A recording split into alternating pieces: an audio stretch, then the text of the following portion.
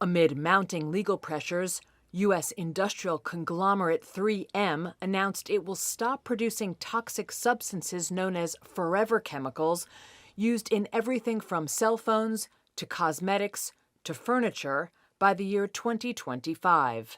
The pollutants, technically known as PFAS, which stands for Perfluoroalkyl and Polyfluoroalkyl substances, have been linked to illnesses including cancer, heart problems, liver damage, and low birth weight.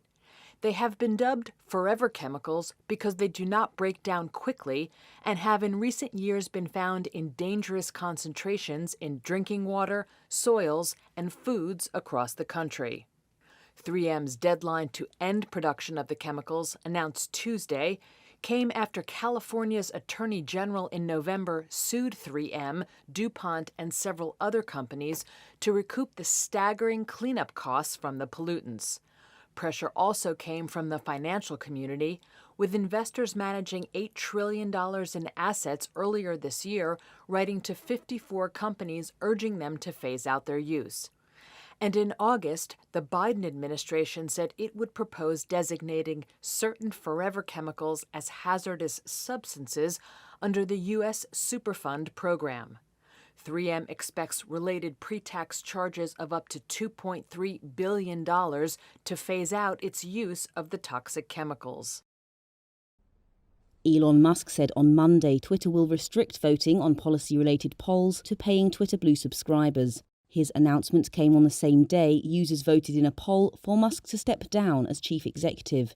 Musk responded to this new policy suggestion from a Twitter Blue subscriber. He said, "Good point, Twitter will make that change," without specifying when it would come into effect. Musk also said on Sunday he would abide by the results of the CEO poll, but did not give details on when he would step down if the results said he should quit.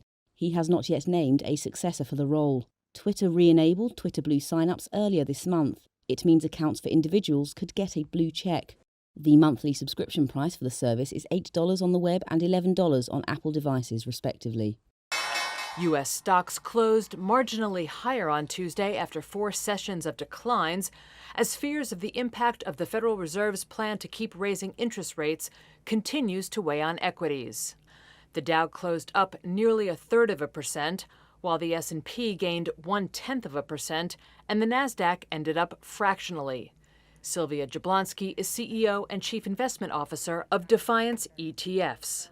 I think that in the near term, until we get past the Fed, really, and I think that that's going to be a Q1 story.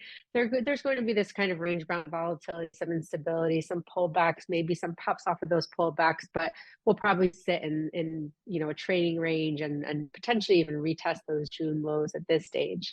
As for individual movers, General Mills shares sank after quarterly sales at its high-margin pet business took a hit due to key retailers cutting back on inventory, overshadowing an increase in its full-year earnings and sales forecast. Tesla tumbled after at least 3 brokerages cut the electric vehicle maker's target price on growing concerns of demand weakness and risk from Chief Executive Elon Musk's Twitter distraction. And Wells Fargo slid after U.S. regulators fined the lender $3.7 billion, citing widespread mismanagement of auto loans, mortgages, and deposit accounts. The U.S. Consumer Financial Protection Bureau hit Wells Fargo with the watchdog's largest ever civil penalty on Tuesday, part of a $3.7 billion agreement to settle charges over widespread mismanagement of car loans, mortgages, and bank accounts. The consumer watchdog ordered the bank to pay a $1.7 billion civil penalty and another $2 billion to more than 16 million customer accounts for illegally charging fees on auto loans and mortgages, wrongly repossessing cars, and imposing illegal surprise overdraft fees, according to the CFPB. So what happened is a lot of the record keeping was poor. And when the record keeping was poor, the bank made aggressive actions to fine, to sometimes evict or sell properties or repossess vehicles, when in fact they were not eligible to do so, right? It was their bad record keeping. Max Wolf, CEO of Systemic Ventures, says while the bank can absorb the multi-billion-dollar fine, it will still sting. So is it existential for Wells Fargo? The answer is clearly no, right? In other words, it doesn't imperil the survival of the bank or its ability to continue to do business. It is big enough, though, to show up on the radar as a penalty that means these things are not worth sort of indulging in a bank. And so I think in the age of the trillion-dollar banks, of which this is one, you need a larger fine. Otherwise, it doesn't have much of a prophylactic value for the public, because a fine that's a minor mention and a gain that's a major win, it doesn't really make for the right behavioral signal. Wells Fargo said the settlement will resolve issues that have been outstanding for several years and noted in a statement it has accelerated corrective actions and remediation since 2020. The fine for Wells Fargo is the latest in a series of actions that underscore the CFPB's more aggressive posture under President Joe Biden's administration. China's Xiaomi has started laying off workers in its smartphone and internet services business. It joins a long list of Chinese tech firms cutting jobs as the country battles the global health crisis. A company spokesperson said on Tuesday that its so-called organisational streamlining would affect less than 10% of its total workforce. It further said those affected had been compensated in compliance with local regulations. The move could affect thousands of workers. Many had just joined the company during a hiring spree that began in December last year. The South China Morning Post reported in September Xiaomi had just over 35,300 staff.